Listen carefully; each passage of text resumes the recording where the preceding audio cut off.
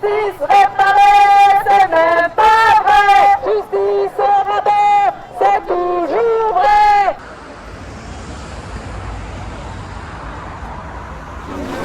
Non mais c'est bien, mets-toi là. Et Céline elle se met à côté. Comme ça elle tient déjà une lettre, tu vois, et ça ne change pas de place. Tous ensemble,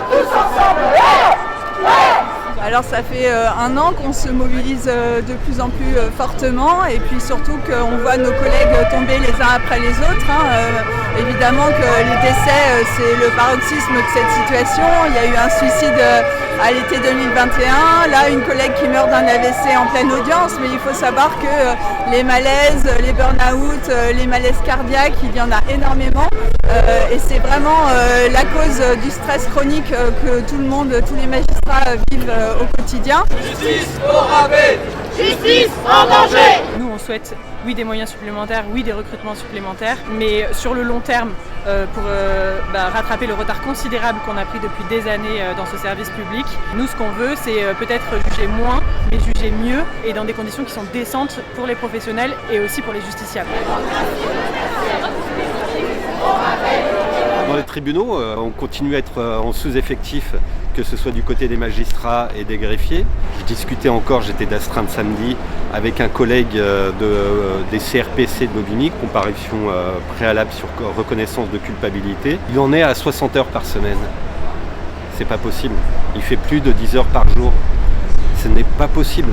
Quels que soient les soucis de santé que l'on a par ailleurs, on ne doit pas aller au travail, ça ne doit pas aggraver nos soucis de santé.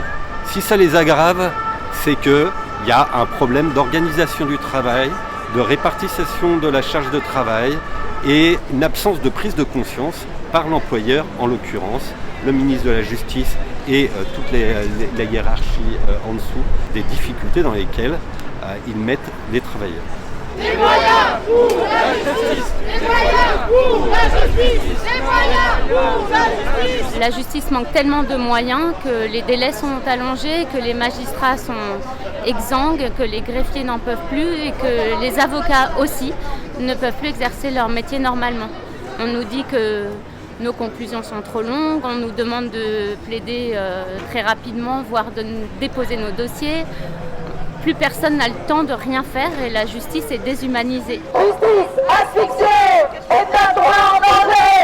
Justice asphyxiée est un droit en danger. Ça nous semblait très important d'être là aujourd'hui aux côtés des magistrats et de tous les personnels de justice car la justice est un service public sinistré mais au même titre que beaucoup de services publics en France. Et malheureusement, la justice intervient souvent là où les autres services publics ont failli. Ce qui se passe aujourd'hui, c'est la cause d'une vision qui s'est imposée progressivement. C'est pas lié au quinquennat actuel, c'est une vision beaucoup plus ancienne qui s'est imposée, selon laquelle les services publics seraient d'abord à penser en termes de coûts. Et donc le résultat est là, on a des services publics qui sont vraiment arrivés à un point de rupture. On a de nombreux hôpitaux qui ferment, on a des bureaux de CAF qui ferment, des écoles qui sont surchargées.